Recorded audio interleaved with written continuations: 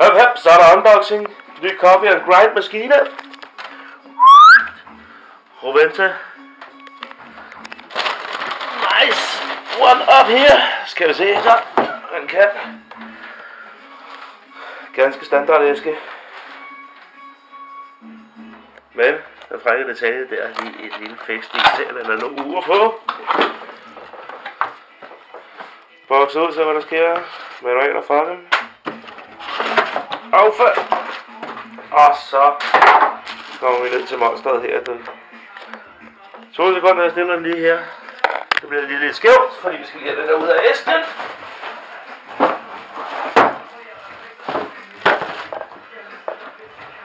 Sådan der.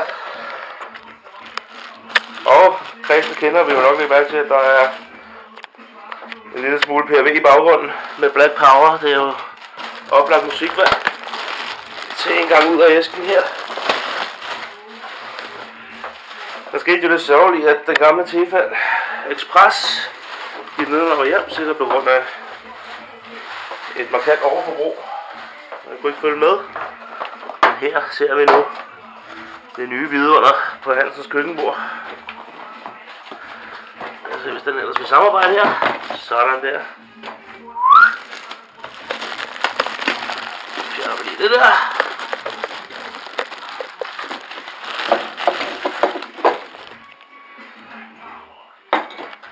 Black Power, lige præcis. Skal vi se en gang, prøv at se, der er display og knapper hele lortet, og hele svinet er jo stilrent som en i fanden, mand. Hvad står der der? Der står sgu da 10 og 15 kopper, afhængig af det store, der står. Der findes kun store i øvrigt. Men, den er sgu top nice her.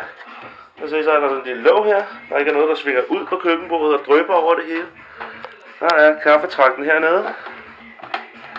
Der bliver trukket op sådan der tømt. Direkte nedløb til. Og selvfølgelig drypstop på trakten. En lille frække detalje her, det er jo i forbindelse med det her ur, det er jo kun så man kan se, hvad klokken er. Næh. Læg mærke til de 2 knapper der. Det er selvfølgelig lidt utydeligt, men her er der står program. Og herover har vi timer og minutter. Det vil altså sige, når jeg står op klokken 7, så kan der være frisk Black Power til Ken Hansen. Så nu glæder jeg mig, at jeg skulle til at få sat det her i gang.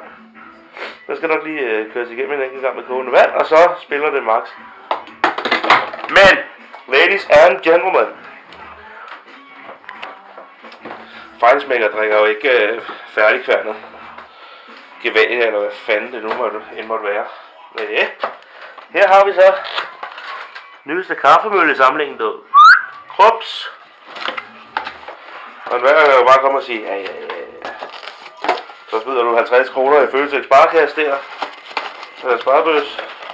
Og så det du skulle sange, ellers så tager du de gamle barberkniv, og så ruller du ud med den. Så kan du sgu da med en kaffebønner. Fuld kan man røre nøgle. Jeg ligger lige igen.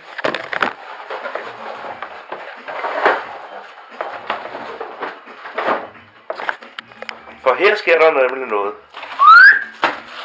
Så er vi til løje og et langt mål. Der er alt for meget pap her. Jeg tænker mig, hvor meget CO2 man kunne spare i verden, hvis man brugte lidt pap til det her. Sidespor.